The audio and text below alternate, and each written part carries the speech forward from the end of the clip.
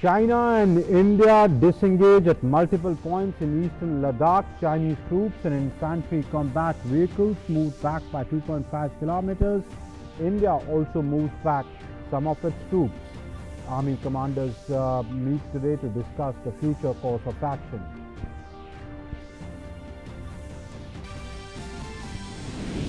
Prime Minister Narendra Modi speaks to Assam Chief Minister Sarbananda Sonowal to discuss the situation in wake of the Baghjan fire tragedy, assures all possible support from the centre. Situation being monitored closely and people evacuated to safer places. Prime Minister Modi reviews the Kedarnath reconstruction project via video conference, urges state governments to design in a sustainable and eco-friendly manner. Further directs development of the stretch from Ramban to Kedarnath.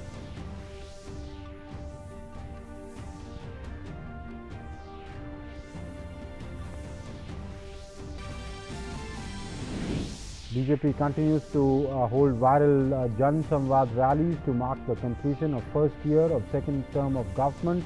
Ravi Shankar Prasad, addressing a virtual rally for Himachal Pradesh, asserts making India number one in mobile manufacturing under Atmanirbhar Bharat. Nitin Gadkari to address a rally for Madhya Pradesh later today.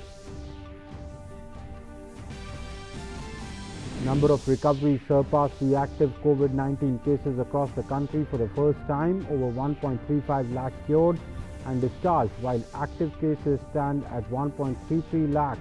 More than 50 lakh samples tested so far. Central teams deployed to 50 municipal bodies with high case load to ensure better coordination. And security forces continue to thwart Pakistan's nefarious terror plans in Jammu and Kashmir. 5 terrorists gunned down in an encounter in Shopian district after terrorists fired upon a search party.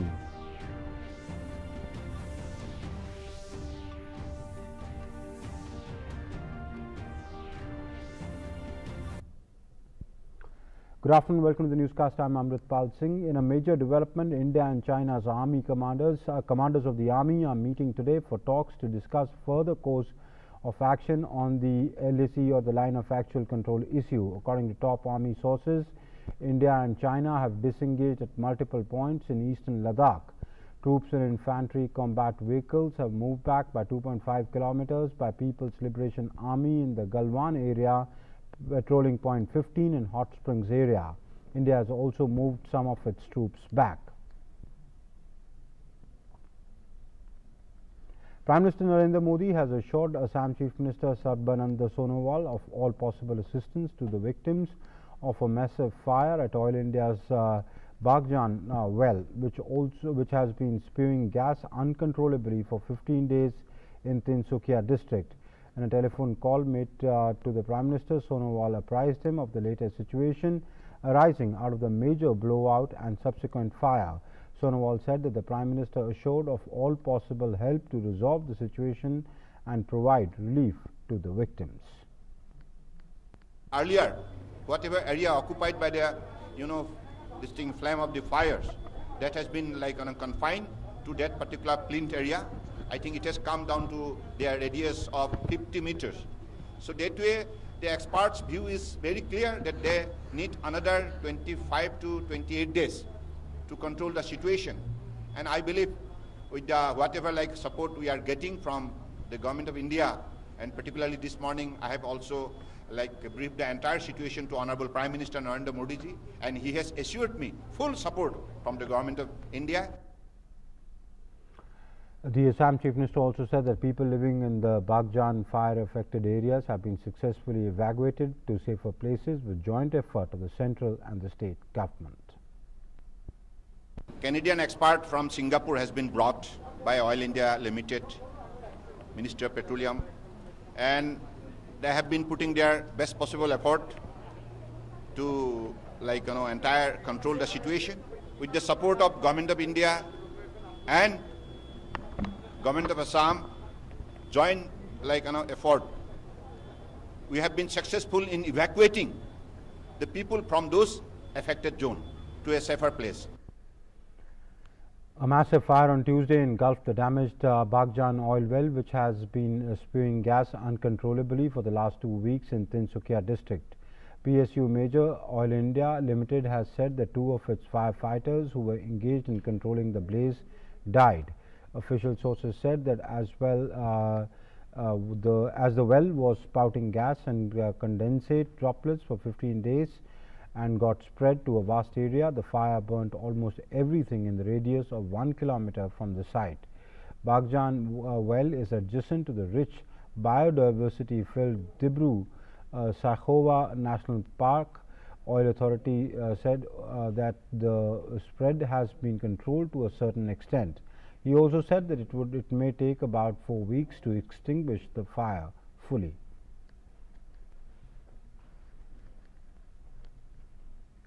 Prime Minister Narendra Modi today conducted a review of the Kedarnath Dham development and reconstruction project with Uttarakhand state government via video conferencing. Laying out his vision for reconstruction of the shrine, Prime Minister Modi said that the state government should envision and design development projects for holy sites like Kedarnath and Badrinath in a way and manner that stands the test of time and yet is eco-friendly and in harmony with nature and its surroundings. Keeping in mind the present situation and comparatively lean pressure in terms of tourists and pilgrims to the holy sites, the Prime Minister suggested that the present construction season could be utilized for completing pending works by proper distribution of labor pools, keeping in mind the norms of social distancing. This will help create facilities and infrastructure to better sustain tourism flows in the years to come. Uttarakhand Chief Minister Trivendra Singh Rawat and other senior officials also took part in the discussions. In the wake of COVID-19 pandemic, Bharatiya Janata Party is holding virtual rallies to mark the completion of 1 year of Modi government. As part of this campaign, senior BJP leader and Union Minister Ravi Shankar Prasad addressed a virtual rally in Himachal Pradesh.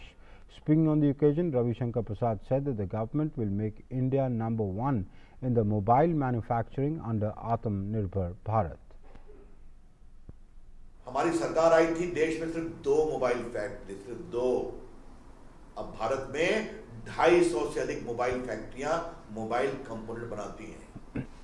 7 lakh लोग काम करते हैं, electronic में 20 लाख लोग काम करते हैं और अभी हमने 50,000 करोड़ की योजनाएं लाई हैं।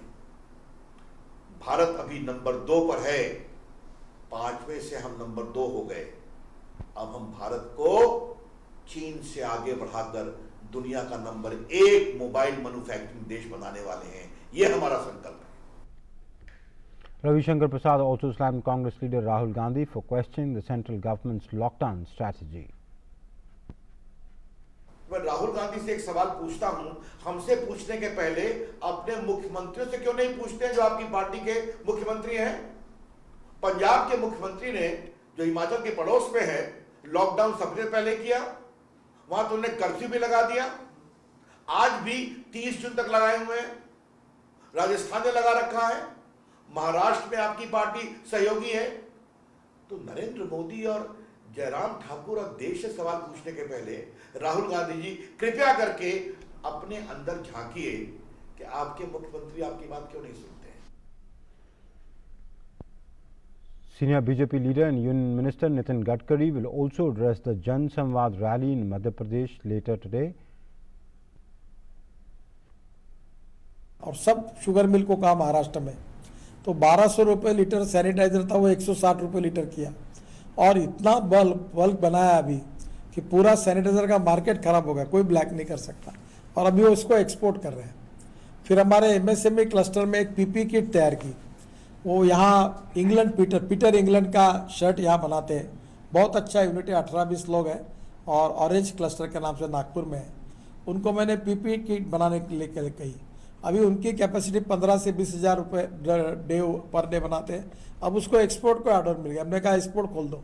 अब चाइना से 2 महीने पहले एक हवाई जहाज में पीपी किट आई थी। अब हमारा देश कनाडा के लिए, अमेरिका के लिए, देशों के लिए अब हमारी पीपी किट एक्सपोर्ट कर रहा है। सैनिटाइजर में हम सरप्लस हो गए।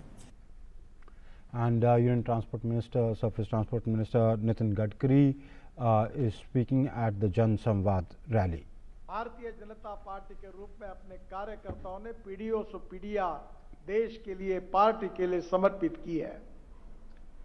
अनेक परिवार बर्बाद हुए, जेल में, मिसा में अनेक सालों तक हमारे कार्यकर्ता बंद रहे हैं, पर उस संघर्षशील स्थिति में भी उन्होंने अपनी विचारधारा को कभी नहीं छोड़ा। वो विचारधारा हमारी प्रेरणा थी, और वो प्रेरणा यही थी कि हमारे मातृभूमि को, हमारे देश को हम सुखी, समृद्ध, संपन्न, शक्तिशाली बनाएंगे। हमारे इस देश को दुनिया की महाशक्ति बनाएंगे। गांव, गरीब, मजदूर, किसान का कल्याण करके सही में पंडित दीनदयाल उपाध्याय जी ने जो हमें सामाजिक आर्थिक चिंतन अंत्योदय के रूप में दिया था, वो सामाजिक आर्थिक चिंतन हमारी प्रेरणा रहा है। इस समाज के आखिरी पायदान पर जो व्यक्ति खड़ा है, जिसके पास रहने के लिए मकान नहीं है, जिसके पास खाने के लिए रोटी नहीं है, जिसके शरीर पर कपड़ा नहीं है, उस दरिद्र नारायण को भगवान के रूप में हम मानेंगे और अपने जीवन को समर्पित करके उसकी लगातार सेवा करते रहेंगे। और जिस दिन उस दरिद्र नारायण को रोटी, कपड़ा और मकान मिलेगा, उसी दिन हमारा कार्य पूरा होगा। ये पंडित दीनदयाल उपाध्याय जी का चिंतन हमारी जीवन निष्ठा है, हमारा जीवन निर्धार है, और यही हमारी उद्दिष्ट भी है। और आज इस विचारधारा के साथ आपको याद करना होगा कि 1947 के बाद और 1947 के पहले देश की क्या स्थिति थी। 1947 के पहले हमारा देश अंग्रेजों के गुलामगिरी में था। हमारे देशभक्त, स्वातंत्र्य वीर, स्वातंत्र्य सैनिक और देश के लिए नौछार करने वाले राष्ट्र नेताओं ने अपने जीवन को नौछार करके हमको स्वाधीनता दिलाई। स्वाधीनता तो मिली, पर स्वाधीनता के साथ, स्वतंत्रता के साथ सुशासन कैसे आएगा, ये चिंता थी। आधुनिक भारत का निर्माण कैसे होगा, ये चिंता थी। दुनिया की ताकत, महाशक्ति हमारा देश कैसे बने, ये हमारी चिंता थी। बहनों और भाइयों, कांग्रेस को बहुत बड़ा मौका मिला। करीब आज 47 के बाद आज जो कम से कम 70 साल का ये इतिहास है, इसमें देश की जनता ने कांग्रेस पर विश्वास रखा। कांग्रेस ने लगातार नई नई घोषणाएं की। गरीबी हटाओ का नारा दिया। पंडित जवाहरलाल नेहरू जी से लेकर मनमोहन सिंह जी तक इस देश को अनेक वादे किए गए। कभी 20 कलमी, कभी 40 कलमी, कभी 5 कलमी कार्यक्रमों की घोषणा हुई। गरीबी हटाओ का नारा दिया गया, पर ध्यान में आया कि कुछ फर्क नहीं पड़ा। परिस्थिति में कोई फर्क नहीं पड़ा। और जब भारतीय जनता पार्टी को मौका मिला, अटल बिहारी वाजपेयी देश के प्रधानमंत्री बने, तो पहली बार एनडीए के शासन कार्यकाल में अटल बिहारी वाजपेयी जी ने इस देश के विकास की एक दिशा दी। अटल जी ने अपने कार्यकाल में इस देश को सुखी, समृद्ध और संपन्न और शक्तिशाली बनाने की नीतियां बनाई। अटल जी के बाद, काफी दिनों के बाद, भारतीय जनता पार्टी को अपनी ताकत के भरोसे पूरी मेजॉरिटी मिली और नरेंद्र मोदी जी देश के प्रधानमंत्री बने। पहली बार भारतीय जनता पार्टी के कार्यकर्ताओं ने जो परिश्रम किए थे, जो प्रतिकूल परिस्थिति में जो त्याग, तपस्या और बलिदान का परिचय दिया था, जिन्होंने अपने जीवन की बाजी लगाकर अपने विचारधारा के लिए, अपने संगठन के लिए अपनी जान पूरी तरह से जोखिम में डालकर समर्पित की थी, उन लाखों करोड़ों कार्यकर्ताओं के बलिदान के कारण, उनके निष्पृह, निस्वार्थी, समर्पित भाव से जो कार्य उन्होंने किया, उसी का परिणाम था कि नरेंद्र मोदी जी के नेतृत्व में भारतीय जनता पार्टी को सफलता मिली।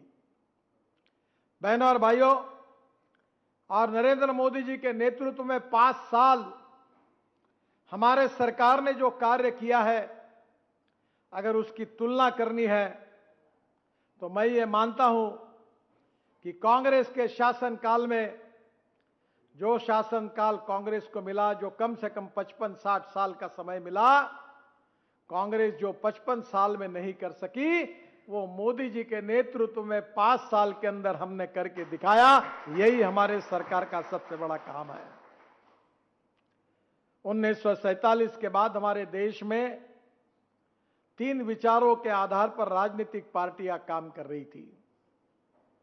एक था समाजवाद, दूसरी विचारधारा थी साम्यवाद और तीसरी विचारधारा थी पूंजीवाद। आप जरा इस प्रकार से इस देश का जरूर अध्ययन करिए और तभी हमको समझ में आएगा कि भारतीय जनता पार्टी का इस देश के लिए क्या योगदान है। पंडित जवाहरलाल नेहरू देश के पहले प्रधानमंत्री बने और पंडित जवाहरलाल नेहरू जी के ऊपर एक रशिया का इन्फ्लुएंस था। एक रशियन मॉडल जो कम्युनिज्म की विचारधारा से संबंधित था, उसका प्रभाव पंडित जवाहरलाल नेहरू जी के चिंतन पर था। गांधी जी कहते थे कि हमारा देश गांवों में बसा है, गांव सुखी समृद्ध संपन्न होने चाहिए, कुटीर उद्योग, लघु उद्योग, हैंडलूम, हैंडीक्राफ्ट्स को प्रोत्साहन मिलना चाहिए। पर पंडित जवाहरलाल नेहरू जी ने उस समय रशियन मॉडल को चुना। सभी काम सरकार ने शुरू किए, रेलवे से लेकर हवाई जहाज तक, टेलीफोन से लेकर रेलवे इंजन तक, स्टील इंडस्ट्री से लेकर मोबाइल फोन तक, सब काम सरकार। आपको पता है कि 1947 के बाद ये 55 साल के इतिहास में कांग्रेस ने जो नीतियां अपनाई थी, जो आर्थिक नीति स्वीकार की थी, उस नीति के आधार देश की प्रगति और विकास नहीं हो सका। कांग्रेस की विचारधारा पूरी तरह से विफल हुई और इसलिए आज समाजवादी भी कहीं दिखते नहीं और साम्यवादी कहने वाले चीन और रशिया की हालत तो ऐसी बनी है कि केवल लाल झंडा बाकी है, पर कोई कम्युनिस्ट अब दिखता नहीं। आपको पता होगा कि चीन में जो मंगोलियन वंश के लोग थे, जो काफी धनवान थे, उन्होंने चीन में जब से लिबरल इकोनॉमिक थिंकिंग आई तो बड़े प्रमाण पर उन्होंने चाइना में इन्वेस्टमेंट लाई, शंघाई में इन्वेस्टमेंट लाई और आज चाइना ने एक कैपिटलिज्म, पूंजीवाद को स्वीकार किया। अमेरिकन साम्राज्यवादी विचार के आधार पर अब उनके देश के प्रगति और विकास की नींव उन्होंने रखी। चाइना को इसमें यश मिला, पर उन्होंने साम्यवादी विचारधारा को छोड़ दिया। जो पूंजीवादी अर्थव्यवस्था थी, जो एक समय हमारे यहां स्वतंत्र पार्टी जिसका समर्थन कर रही थी, वो पूंजीवादी अर्थव्यवस्था भी दुनिया में फेल हो गई। आज दुनिया में जो आर्थिक रचना हो रही है, उस आर्थिक रचना में साम्यवाद, समाजवाद और पूंजीवाद तीनों मॉडल पूरी तरह से समाप्त हुए हैं। आज उसका रिलीवेंस नहीं रहा है।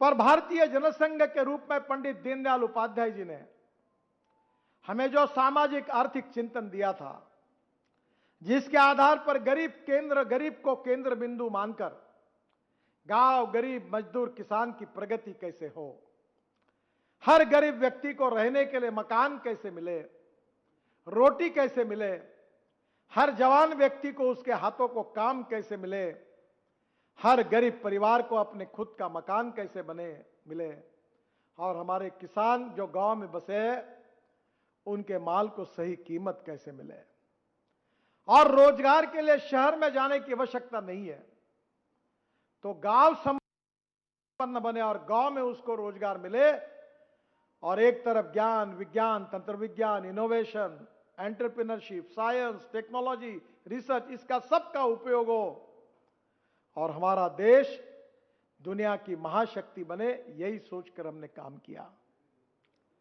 हमने आधुनिक विचारधारा को भी स्वीकार किया। अंग्रेजी में 2 शब्द है, एक है मॉडर्नाइजेशन और दूसरा शब्द है वेस्टर्नाइजेशन।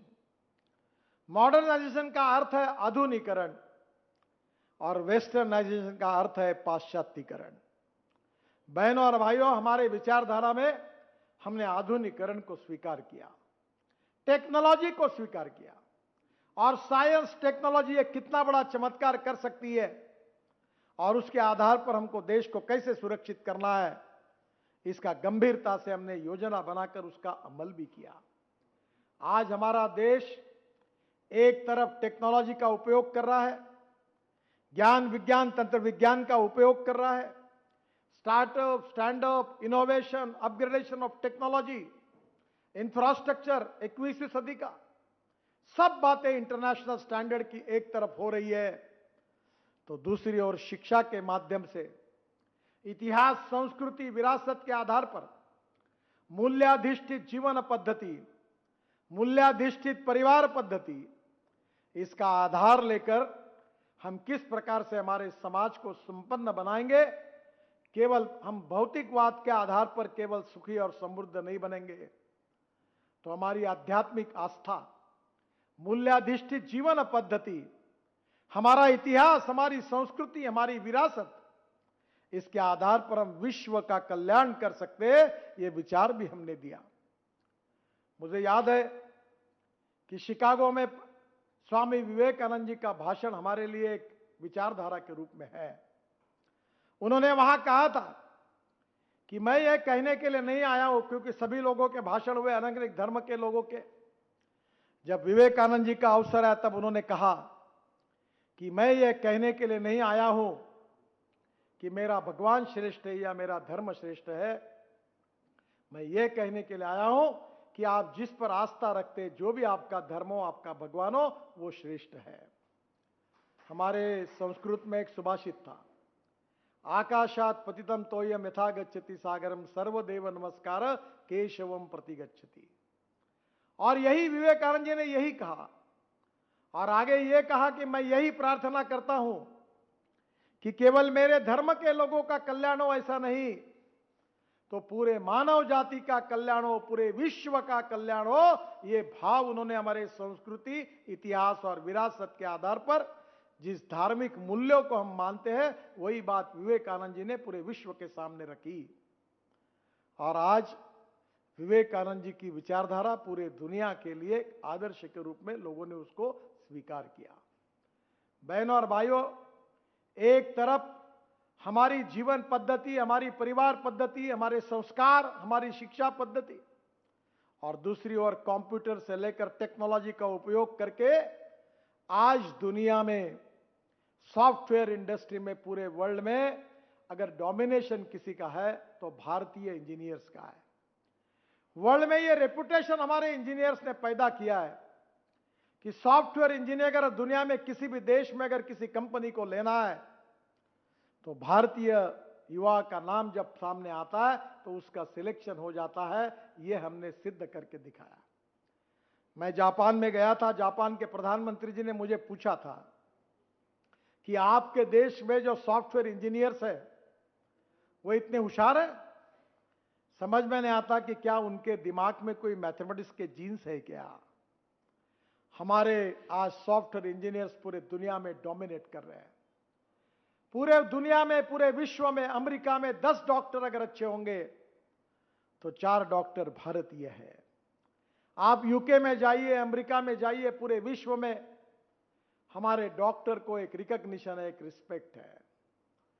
हमने हमारे विशेष रूप से शिक्षा पद्धति के द्वारा जो संस्कार करके जो पीढ़ी बनाई है वो बहुत अच्छा काम कर रही है।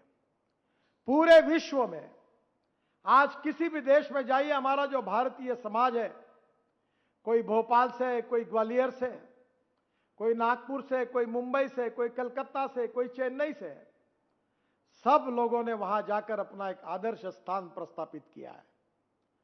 बहनों और भाइयों, ऐसे देश की प्रगति और विकास का मॉडल यही भारतीय जनता पार्टी की सबसे बड़ी पूंजी है। राष्ट्रवाद, नेशनलिज्म, यह हमारी आस्था नहीं, हमारा जीवन है। हम 2-4 रहे न रहे, तेरा वैभव अमर रहे मां, यह हमारा संस्कार है। हम इस राष्ट्र के लिए समर्पित करेंगे अपने जीवन को, और इस राष्ट्र को हम इस प्रकार से सुखी, समृद्ध, संपन्न, शक्तिशाली बनाएंगे कि कोई टेढ़ी नजर से हमारे देश की तरफ ना देख सके। पहली बार माओवादी नक्सलवाद हो या आतंकवादी हो, इनका खात्मा करने का काम, हिम्मत के साथ इनको समाप्त करने का काम किसी सरकार ने किया तो मोदी जी के नेतृत्व में भारतीय जनता पार्टी के सरकार ने यह करके दिखाया। पहले यह नहीं होता था, आतंकवादियों का तुष्टीकरण होता था। आपको पता है कि बटाला हाउस में जो कांड हुआ था, उस समय जो आतंकवादियों को मारा गया था, उनको सांत्वना देने के लिए कांग्रेस के नेता उनके घर में गए, पर आतंकवादियों से लड़ते समय जो पुलिस इंस्पेक्टर शहीद हुआ, उसके घर में कोई नहीं गए। इस प्रकार की स्थिति थी। आतंकवादियों का तुष्टीकरण वोट बैंक के पॉलिटिक्स के लिए होता था, पर आज देश की अंतर्गत और बाह्य सुरक्षा हमारी प्राथमिकता है। हमारी सीमाएं सुरक्षित है, हम विस्तारवादी नहीं है। हमारे छोटे छोटे देश हमारे देशों के बाजू में रहती है, जो हमारे विदेश नीति की यशस्विता है कि श्रीलंका हो, भूटान हो, बांग्लादेश हो, नेपाल हो, हमने कभी ये नहीं सोचा कि उनकी भूमि हम कैसे कब्जे में लिए। हमारी विस्तारवादी भूमिका नहीं है, तो हम सब साथ मिलकर काम करेंगे, हम आगे जाएंगे, यही भूमिका हमने रखी। अटल बिहारी वाजपेयी जी ने प्रधानमंत्री के रूप में जो विदेश नीति हमको दी, उसी के आधार पर हमारे सभी राष्ट्रों के साथ अच्छे संबंध है। हम ना किसी के ऊपर अन्याय करेंगे, ना अत्याचार करेंगे, ना किसी की भूमि को हम अतिक्रमित करने की कोशिश करेंगे। और इसलिए बहनों और भाइयों, आज पूरे विश्व में भारत के सामर्थ्य की, भारत के नेतृत्व की प्रशंसा होती है। प्रधानमंत्री Narendra So that was Union Minister Nitin Gadkari addressing a virtual rally of the BJP called Samvad, addressing BJP workers on completion of 1 year of the Modi government in power for the second term. That's it for me. Thanks for watching. Namaskar.